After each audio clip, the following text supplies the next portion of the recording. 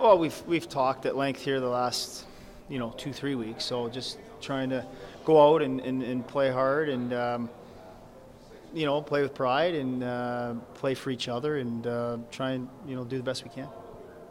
It's one of the tougher seasons you've been a part of as a coach. Yeah, no doubt. Very frustrating at times, trying to come up with solutions and answers. And trying to, as a coach, you're trying to problem solve, right? You're trying to come up with different ways to motivate, different ways to structure your day, your practices, your line combinations, your power play units, all that stuff. So, yeah, and it's usually we've had a little more success in the past, so this is definitely a learning experience for everybody.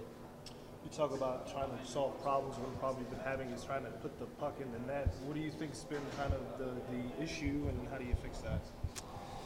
The thing, we don't have answers. We practice drills. We simplify things. It comes down to skill level for me. You're either a goal scorer or you're not, and you can get a little better at it. And it's either you have hockey sense or you don't, and you can maybe improve a little bit. But I think our skill level at this point with our forwards is limited, and you'd think we'd score more goals with Hinostroza and Mott and a couple of these guys, but you play 11 or 12 forwards a night. It's not just two guys. You've also kind of been giving up goals at a pretty high clip. Is that kind of correlated with not scoring, or is this kind of all going wrong? Well, I think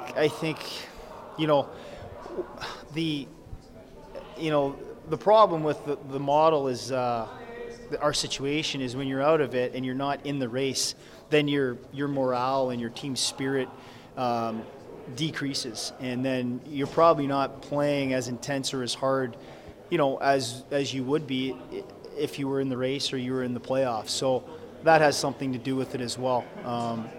Night to night during the games. Do you feel as though guys are going out there and giving 100% effort every night when you talk about morale?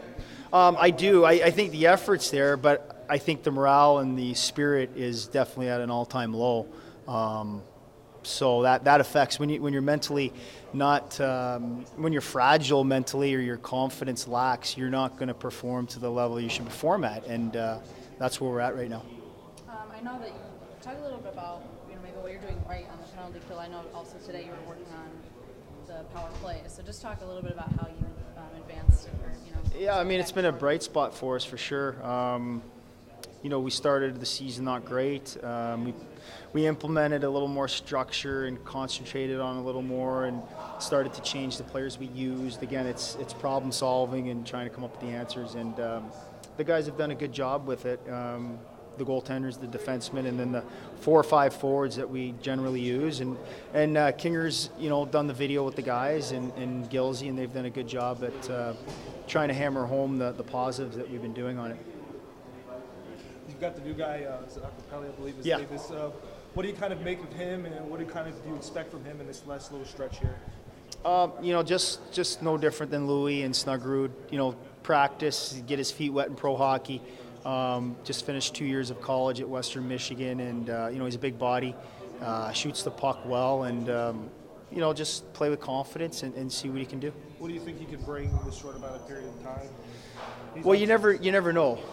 Guys can come in like Kiro did at the end of his college career and light it up and score every game and really help the team out. But another guys, it takes longer to adjust. I mean, no different than Johnny Hayden going up to Chicago, and he's on adrenaline the first couple of games, and he scores his first goal, and everybody's all excited, and then you settle into your role. So we'll see how it is for our team here.